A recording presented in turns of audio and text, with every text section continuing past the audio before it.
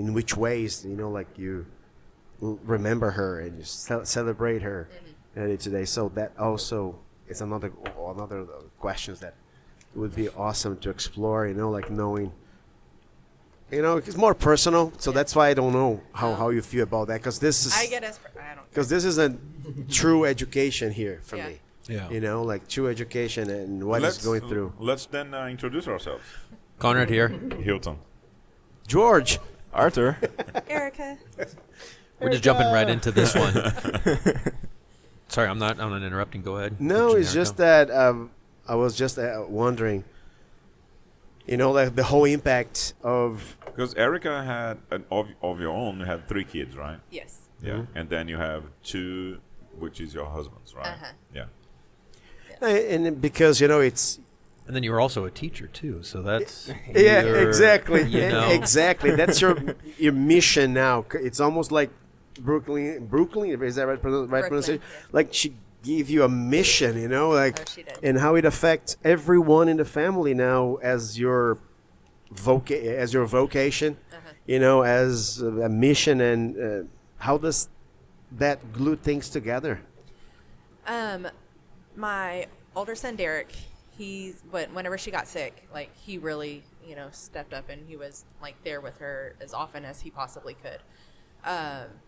And so he'll show up to the events, and he likes to, be hands-on in that type of way. We don't really, we talk about her, but we haven't really like sat down and talked about feelings. I've been pretty good at sharing mine, and starting all that, I was very hesitant to, because I'm like, I'm not necessarily feel like everybody needs to know everything. Yeah. But at the same time, I realized that there was so much that I didn't know beforehand that I didn't realize, I decided to let myself be a lot more vulnerable to people, so that way other people could see what it's really like. And then my son Damon, he's 17 now. He's just now starting to open up and and share things. Like for the longest time he wouldn't, like he didn't want to talk about her if we go, and he's still like, if we got to the cemetery, he doesn't want to go out there. So he's dealing in his own way, but he is finally starting to open up a little bit and share his grief. Like he told me the other day, he has 2 tattoos he wants to get. And the first one is the foundation logo on his arm. It says "In memory of little sister." But then the other one is Stitch. Like her favorite character was Stitch from Lilo and Stitch. And so Stitch like ripping open his chest with a broken heart. And so I was like, okay, well, that alone right there says, is, him sharing his feelings in some way. Yeah. My stepdaughters, we've always been like, we'll talk about her. We include Brooklynn in everything. And, Abigail, she drove around at the golf tournament. She's always wanting to help and be a part of this as much as possible. And then with my husband, he deals with grief where he's like, feels like bringing it up and thinking about it and hearing all these stories. It's like, he tells me all the time, like, I'm just putting my hand in the fire, you know you're going to get burned, so why are you doing it? So he supports me with what I'm doing, but we've got an agreement. I do my thing, he does his, and it's like completely separate. So it's been interesting to see how everybody's dealing with things, and Coping mechanisms, right? And how they build on their own. And of course, you create an environment for them. You are in an environment that allow them to find different ways, because most people wouldn't have that opportunity. Yeah. And you give them this, but they have to learn their own processes too. They you do. can't be there the whole time. Yeah. And the one thing I've learned is, grief looks different for everybody. It hits at different days, different memories, different things, there'll be times I'm like, okay, well, I think that this is going to be a hard time for me, because it'll be an anniversary of something we did or whatever. And I was like, and then it won't be as bad. And then I'm be like, okay, well, this is coming up. I know it's coming up, but I should be good. And that'll be, what triggers me. And so seeing that with everybody, hearing the conversations with the kids, you know, the boys especially will be talking about something, you know, that we did or she did or whatever, and tell how it affected them. And so For the foundation, do you have like on Brooklyn's birthday? Do you have an event that goes on? How do you? I mean, if it is possible, but do you still celebrate a life, or how is it? What are the dates that you normally? I've thought about doing something for Brooklyn's birthday. The barbecue cook-off is, because Brooklyn's birthday is March 2nd. And so the barbecue cook-off is always the last weekend of February. And so I've thought about, you know, like, because especially this year, it'll be her 16th birthday. So making it like a sweet 16 thing where we'll bring in a cake and stuff. Which, I'm sorry, could you clarify which barbecue cook-off it is? Oh, yeah. So we have a barbecue cook-off fundraiser out at Moravian Hall in Wahlberg. Okay. Yeah, I think last year we had, 38 teams that showed up. Wow. We do karaoke and stuff on Friday night. Then Saturday, people can come in and volunteer to do the judging. Last year I got to judge. We had a salsa contest and then margarita contest on Friday night. Yeah. And there were some good margaritas. Oh, I can imagine. I was like, I sleep there, so I'm like, I don't have to go anywhere, so it does not matter how much I drink as long as I'm still good to wake up the next morning.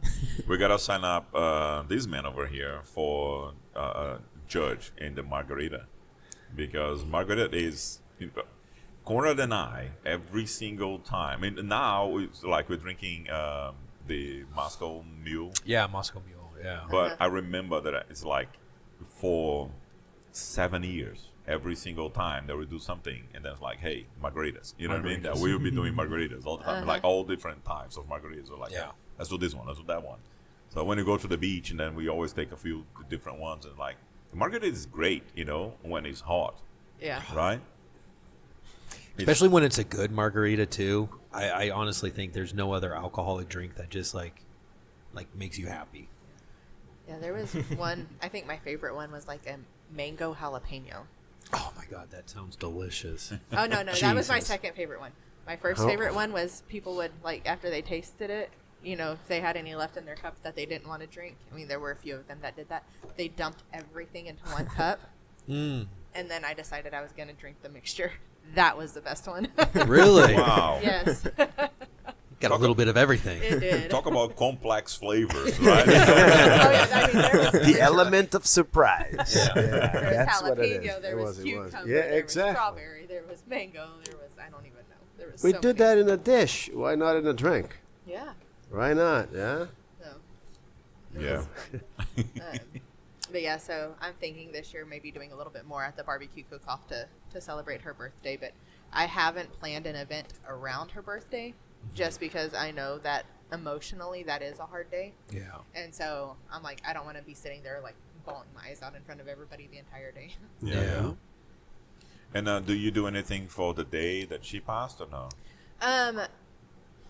Last year I went out to the cemetery. I think I went by myself. Okay. But I will, we'll sometimes, I think the first year we had the family, we all just went out there and kind of took a picnic. And my sister's kids went, and it was, they would just go run around and play around her, her spot. Yeah. And my niece, like, she found one of the little styrofoam things that, for the flowers. And she, like, put sticks and grass and all sorts of stuff in it, and then put some of her little toys and set it up by her headstone. And so, and then we just kind of talk about her, share stories, memories and stuff. Yeah, so you do those things instead of like publicly, like everybody involved, you just do family. Those have just been family. Yeah. Just because I'm still learning the days that really, really affect me. And if I plan something where there's a bunch of people and I can't do it, like, emotionally, then, that's just a lot to do. So those days specifically, but I do, Yeah, I don't think that it gets any better with time, though. I don't think so. Yeah, no, I don't think it does. My uncle lost his son, my cousin, when he was 23 years old, and that was the number of my go-kart. So we would race with the number 23 because it was his age. And it's like it doesn't get any easier. It doesn't matter. It's been when he passed was 23, so he would be now getting close to 60 years old. So it's been a long time, but it's still really hard for the parents, my own team. I can't imagine it ever getting easier. And I've been blessed. I haven't had anybody, well, it's been almost 3 years, shouldn't be getting over it. But I've talked to so many parents that the people in their lives are like, well, shouldn't you be moving on by now? I'm like, and they're just, they don't understand, which, I'm thankful people don't understand, that they haven't had to experience it. But at the same time, like, how... Like, I can't comprehend, telling the lack of somebody empathy. else. Yes. That's what it is. Call it. Your child's life should only, give you a year to grieve or whatever, and then it's done. Because that's not the case. I mean, Brooklyn will be 16. That's a big one. She should be learning to drive right now, which, this is probably, a saving grace for everybody else on the road. No, and you are grieving, right? And on top of that, then someone guilts you. Yeah. For feeling that. Yeah. I don't think the lack of empathy, they don't even understand. Yeah. The impact of this guilt, this guilt that they are imposing to someone. It takes the time it takes. It does. Right? It takes the time. Of course, we have to, if we are surrounding someone like this, we have to create an environment to let them open. That's the only thing I can do. Yep. When in this case, open up. Yep. Call me and open up at any time, because what else can we do? Yeah. I mean, just being there for them makes a world of difference. Because again, a lot of people lose their friends, people that they thought would be in their life forever. And I think part of it is because they don't understand it, so they don't know how to show up. And so instead of trying, they just kind of back off so that way they don't do something wrong. And sometimes people, the lack of patience, the anxiety, right? So I'm going to say something. You have to be good after what I'm telling you. They think their arguments are so strong that they're going to start a conversation. In 30 minutes, they're going to solve all the problems. Yeah. And sometimes it takes 10 years. Yeah. Are you going to be there? It takes that. Maybe I've seen cases like this. So we have to be there. Yes. Take the time. So you're married for 30 years to someone. Then someone passes. Like, you spend 30 years with that person, and you don't even visualize your life without that. Right. Think about the kid. Yeah. All the mother and the dad and the kids are thinking or feeling. There is a hole there. Yeah, there is. Yeah. How was life as a teacher? Yes. It was fun. It was interesting. What did you teach? Well, I don't anymore. I now run the foundation full time. But I've taught 4th grade, 2nd grade, and then pre-K. 4th grade, my first year, I walked in and they had given me 10-year-olds. Yeah, around there. Yeah. But I came in from office positions, and so I was working on getting my certificate to be a teacher. Mm-hmm. So I hadn't completed any of the courses or whatever. I'd literally just signed up, and got thrown into a classroom full. I think I had 4 or 5 kids with behavioral issues, which I have no problem with that.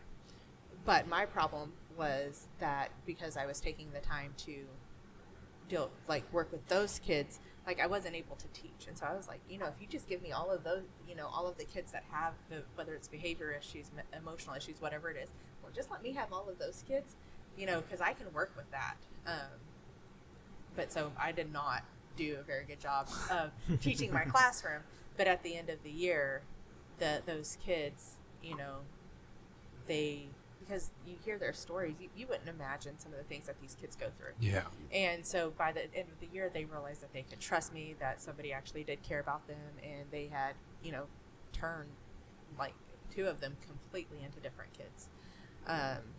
And so I was. And which school was this? In Gerald. I was at okay. IGO at one of the elementary schools. Okay. and then Brooklyn got sick that summer, so I didn't go back until halfway through the following year, and then I did second grade.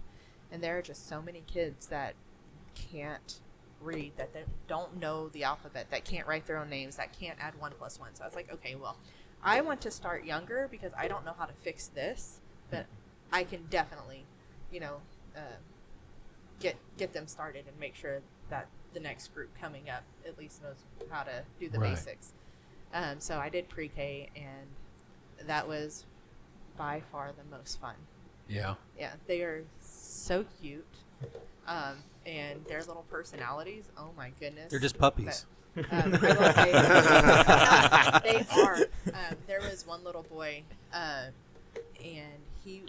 at 4 years old, he could read everything. Like, we would go to the library, he would pick out dinosaur books. I mean, because what 4-year-old boy does not like dinosaurs? Yeah. And I'd, be trying to figure out what the name of this dinosaur was, like, how in the world do you pronounce it? And he would read it. Really? Like, he could read better than the 5th graders in the school. That's crazy. But he was so smart, he knew that he lived right down the road, and he wanted to get home. And his mom kept an air tag in his pocket because he, had a tendency of taking off. And so Wandering. he knew that mom could find him. And so he would escape often. And so I would have to chase him. Like, I was literally getting probably 20,000 steps just, during the school day, because I would be, like, I couldn't run after him, but, like, I had to follow him, make sure he didn't get outside. And, like, I mean, we were up and down the stairs all over the place, walking around all day, every day. And whenever if I got too close to him, like, he would come up and he would hit me and he would scratch me and he would bite me. And so, like, I had bruises all over my body. I told Christian one day, I was like, we can't go out anywhere because everybody's going to think you beat me. I literally was covered in bruises. You're like, no, I'm a teacher. Don't worry about it. Everyone's like, oh, yeah. All right. Yeah, like, had chairs thrown at me, but this kid... You need to see my workmates. Yeah. You're right. But he was so smart. And Yeah, so this is cute. nothing. This is nothing. Yeah, I'm the Yeah, most it beloved one. It is nice to not be bruised all over the place. Yeah. That's the That's cool. story. That's the story. But yeah, so it was fun. Yeah. Do you have because I always think back, I always had that one teacher. I've always had like a couple of teachers, but I always have that one teacher that made the biggest impact in your life. Do you have a teacher that made the biggest impact for you? I have a couple of them. First, I was homeschooled until I was, I think 5th grade was my first year of public school. Oh, really? Okay. So my mom, Yeah. obviously. But then I think going into 6th grade, and I know her name. I think about her all the time. Can't think of it right now, but she was the reading teacher, and I love to read. But she was, I was very shy, very quiet, and, other teachers are like, well, I don't care. You have to get up and you have to do this or whatever. But she took the time, the kids that weren't as comfortable, like she was willing to work with us a little bit more. Miss Graham, that's her name, Graham. I was like, I know it. But she was probably the one that had the biggest impact on me, because she was, I was in Gerald, so we were pre-K through 12. Middle school teachers taught 6th, 7th, and 8th. So I had her 6th through 8th grade. Yeah. So for 3 years, she really, made sure that she wasn't everybody has to get up in front of the class and do stuff. But I guess the way she let us do things, to where we could feel comfortable. She sat closer to the front so she could hear, and I did not have to yell at the class so she could hear me in the back of the room. That type of thing. She was just always making sure that we had to do the stuff, but she was able to work with us. Oh, that's awesome. I go along to the school things with my daughters, and then I see the differences in all the kids. And some read when they're reading, like on the presentation. The last one was about dinosaurs, right? So, and then as they are reading, and they're all a little different, like a little quieter, a little louder. Some of them, they run presentations like professionally. Uh-huh. You know what I mean? It's so interesting. But one thing that I noticed, between Alice and Lily, Alice was more, she would get up in front, and then she would just like play her act fine. Lily goes there, and then she's kind of a little bit shy. And you know Lily, she's not shy, but when it gets to situations like that, and then she gets a little bit shy. It's pretty much like I was, and you wouldn't tell, the person I am right now, I get in front of hundreds of people, and I don't mind at all. Yeah. But Lily was me when I was, a kid. I remember, going in front and like being shy, and then 6th, 7th grade. 6, 7. Everybody's brain went there. and then we did a lot of theatrical stuff, and then I started getting better, in front of people, and then I learned how to tell jokes. So I wouldn't create jokes of my own. I started, telling jokes like from books and stuff. And then that thing like just, I just took off, right? So, and that's why I'm the way I am now. But let me tell you something. We were 3 years ago. You're in front of her shop. I think you're putting some air in my car, in my tires. Yeah. And then I remember that. Yeah, and then I start dancing in front of her, like singing in the rain. With the umbrella.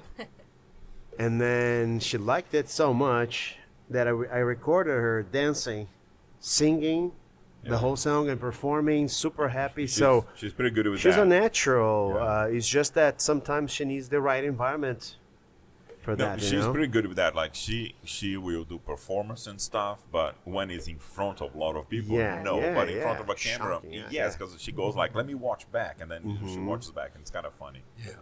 Yeah, because So- she really goes off. Maybe that's what you have to tell her before she has to deal with an audience. Like think about like there's some videos there. Like put it up an image filming her. Like you're gonna see yourself later. Try to neutralize this pain. I know I've been like that my whole life. I got home yesterday and said, "Hey Lily, there will be a few events this year that we can go, and then we can set up like a booth, like a table or something like that, and then you can sell your wristbands or bracelets, right? That they're making, and then what you do is like 50% of the money that people pay, you can donate, to Erika." And there's like, oh, is the mom with the kid that had cancer? Like, yes. And then she was like, "Okay, cool." She Tell was her like, to bump her prices up. yeah. Well, the idea is to collect as much money as possible. So I already have a few ideas on what to do. It's like they would have to pre-make some so that they don't, because it is hard for them to make a lot, right? Yeah. So like just make quite a few, and then Yeah. you put like bundle prices and stuff like that. So Oh, that's a good idea. yeah. So they can start making it before all different type of color combinations and stuff. I need a gold and purple one. Yeah. Yeah, she's got that. Yeah. Well, tell her she's got another customer. She'll make me a gold and purple one. That's cool. All right, Do we wrap man. it up? Yeah, sure. Let's wrap it up. All right. Thank you very much for joining us on this fine Sunday morning in Austin, Texas. Like, comment, subscribe. Follow us on Spotify. We'll talk to you later. Bye-bye. Thank you. Right. Thank you, Erika. Thank you, Thank Eric. Thank you, Erika. Thank y'all.